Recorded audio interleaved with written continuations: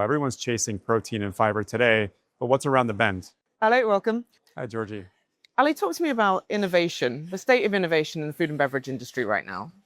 Honestly, Georgie, it's been a bit of a lost decade, and that's the title of the article we just published. What we're seeing is, especially in the food and beverage space where I spend most of my time, TSR over the past couple of years has been negative, where the S&P 500 has delivered 90% plus returns.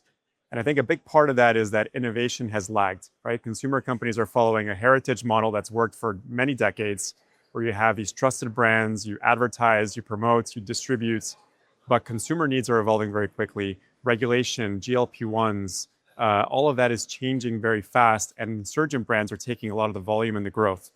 So what I'm seeing in food and beverage particular is not only is A&P spend an order of magnitude higher just versus R&D overall, but given that less than 20% of R&D is being spent on truly disruptive innovation, that is, 100x differential. And a lot of that innovation is coming from the outside, right? So companies that are catching up are no longer working as custodians of strong brands. They're thinking the same way the challengers think of how do I sense the latest consumer needs and innovate towards that. What does that environment mean for portfolio management? What should leaders be looking at? Refreshing brands, M&A, trimming their portfolio? So that's all part of the same equation. And it comes down to a capital allocation decision, right? The best players are thinking about all three. So where to reformulate and renovate your core brands is where demand is durable, where you see a long-term need for that product and the ability to adapt it to those new consumer needs, for example, around health and wellness, right? And it's not just about the fad today around, protein-enriched everything or fiber-enhanced something. It's thinking about, does this deliver a core consumer need where consumers will never again unlearn what they now know about, the benefits of food and the potential risks of a poor diet. So that evolution is very important. M&A comes in as well.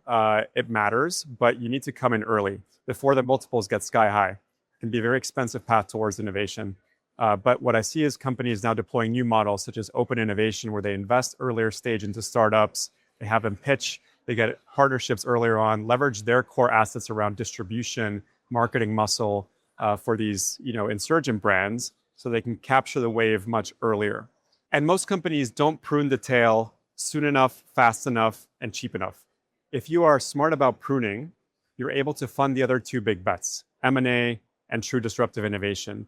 Because when you have a long tail of 400 SKUs, R&D spending a disproportionate amount of time maintaining those products, ensuring relevance, regulatory compliance, but not spending the money on the true disruptive breakthrough innovation. So smart companies are thinking, is this worth my time? Or can I get better margin, better growth somewhere else?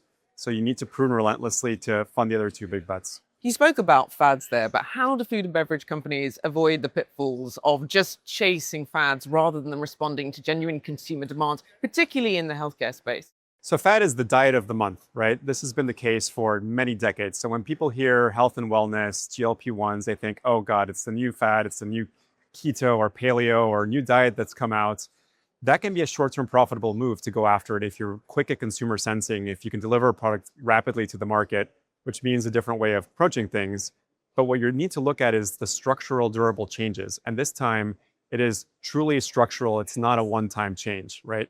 What consumers have today is an increased level of transparency through AI chatbots where they're able to ask questions like, what is a healthier version of this granola? What do I buy in the store?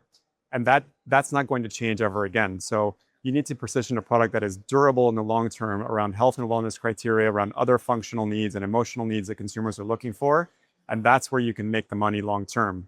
But the short-term fads can also be a profitable thing to go. Everyone's chasing protein and fiber today, but what's around the bend? What's the next thing that's coming around, right? It's, artificial dyes and colors are in the spotlight now, but what's the next ingredient additive or topic that's going to be top of mind for consumers? Ale, thank you so much for your time. Thank you, Georgie.